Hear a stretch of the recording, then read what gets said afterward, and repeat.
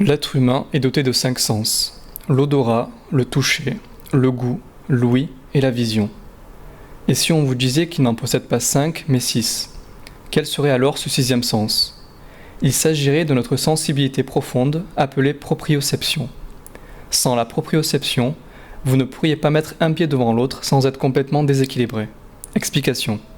La proprioception repose sur des capteurs contenus dans nos muscles. Ces capteurs sont reliés à des fibres sensorielles qui entrent dans la moelle épinière pour se connecter aux neurones moteurs afin de moduler leur activité. Les fibres sensorielles vont aussi monter le long de la moelle pour finalement atteindre le cerveau, ce qui nous permet de percevoir les positions et les mouvements de notre corps. Nous nous sommes rendus dans le laboratoire marseillais de neurosciences cognitives pour y rencontrer Anne Cavounou-Dias, chercheure spécialisée dans l'acquisition de données avec la technique d'imagerie par résonance magnétique appelée IRM. En fait, on est capable d'enregistrer l'activité du cerveau grâce à la technique d'IRM depuis les années 80-90.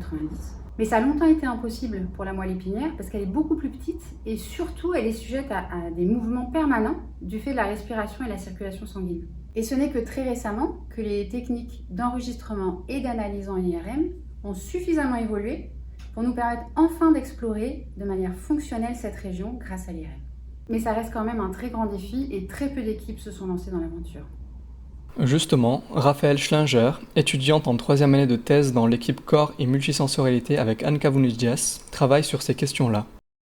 L'idée, c'est de stimuler la proprioception par des vibrateurs qu'on place sur les différents muscles des bras. Ensuite, on regarde les projections proprioceptives dans la moelle épinière grâce à l'IRM fonctionnel. Finalement, ça nous permet d'obtenir une cartographie des différents muscles du bras qui est spécifique à chaque individu.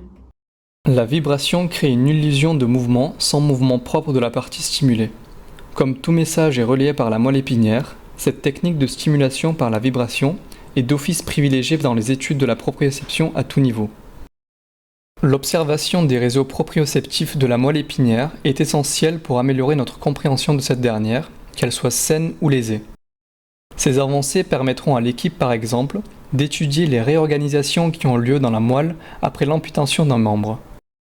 Il sera alors possible de guider les interventions neurochirurgicales pour optimiser le placement de dispositifs électroniques implantés directement dans la moelle pour commander un membre défectueux du corps.